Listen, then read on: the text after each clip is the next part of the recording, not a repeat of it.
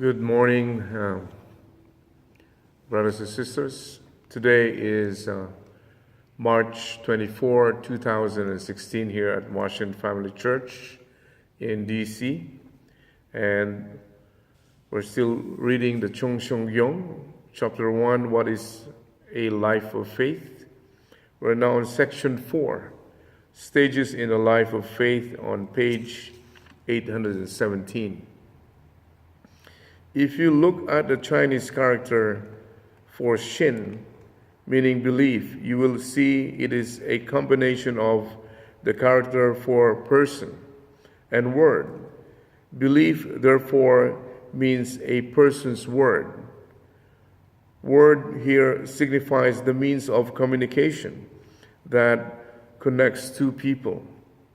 When there is an absence of relationship, not a word is spoken, but when two people speak, there is immediately an underlying giving and receiving. So to form a relationship, we need belief. Moreover, the foundation for a relationship emerges from a connection established with love.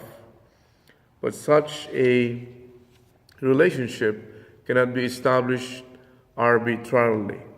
A connection is possible because the necessary conditions of energy are there, and somehow the levels of both parties' objectives coincide. Subtopic: the stages in establishing our faith. Number 2, hope always supports faith. What does faith demand? If a person has perfect faith, faith demands that he match it in value with substantial effort. Faith means standing for and believing in the person who has matched the ideal of creation, who is in accord with principled law, and who has not fallen, but has reached perfection, and then is acting accordingly. The one who is victorious is this kind of faith, will realize his hope. God's love comes naturally to the one who achieves victory in faith and hope. Number 3, since God's formula based on principle requires absolute faith, he had no choice but to command Noah to build the ark on top of a mountain. Noah faithfully accomplished his task over 120 years. That is how the number 120 could be reclaimed. Noah invested his entire life in carrying out God's command. After the flood, Noah's sons realized that their father has been correct, and they respected him, saying, "We thought our father was insane."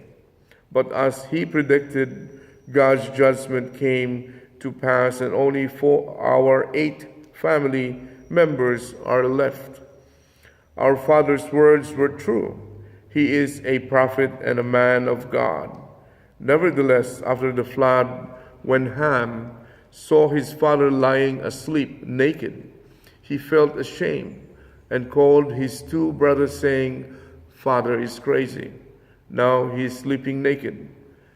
Then they took a garment and, walking backward, covered Noah's naked body. With this act, the brothers completely denied Noah's God-ordained position. That they opposed him in the end is undeniable. Therefore, we must practice absolute faith before God. We must devote absolute faith only to God, not to Satan. The one who dedicates absolute faith only to God will surely be blessed by God as the Father of faith. God cannot help but love such a person. Number 4, when you look at faith and practice, there is always a gap between the two. Faith always precedes practice, not the other way around. Only when fallen human beings have strong faith can practice it vigorously.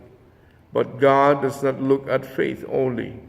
God requires faith as a bridge to a better outcome through practice. In spite of this, people neglect the practice and focus primarily on faith.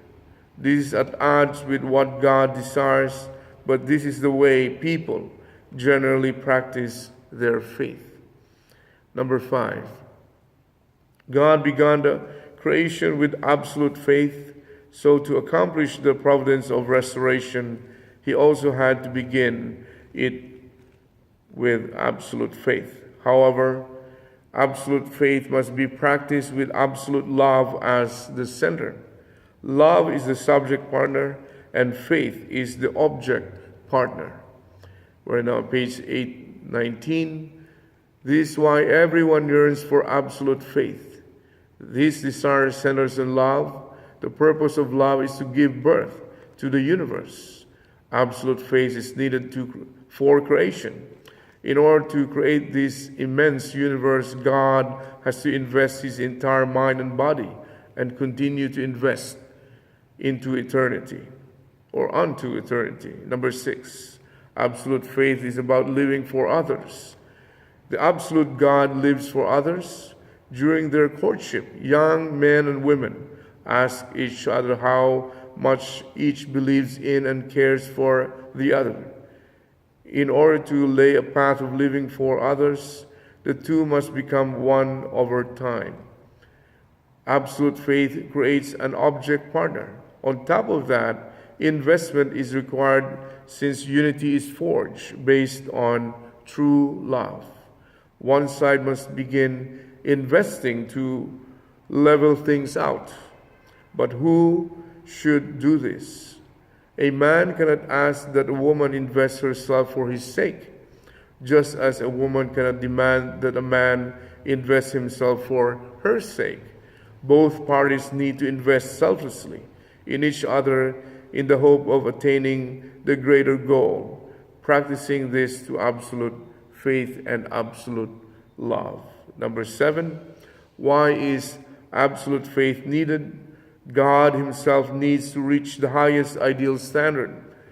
Based on this standard, this realm of love's object appears. Thus, God created with absolute faith the realm of the object partner, including the animal, plant, and mineral kingdoms. God also invested himself with his absolute love. God invested himself absolutely during the mineral era, the plant era, and the animal era. All this comes the era of settlement, unless we reach the final point where our mind and body absolutely do not fight each other. A heavenly world cannot be established. Number 8, what is absolute faith? It is all about establishing the order of absolute love. It is all for love. A person who seeks absolute faith for the sake of the absolute love forgets about him or herself as an individual embodiment of truth and invests everything. And when God invests himself completely, ignoring the internal nature and external form of his own divine character, only then can his object partner becomes perfect.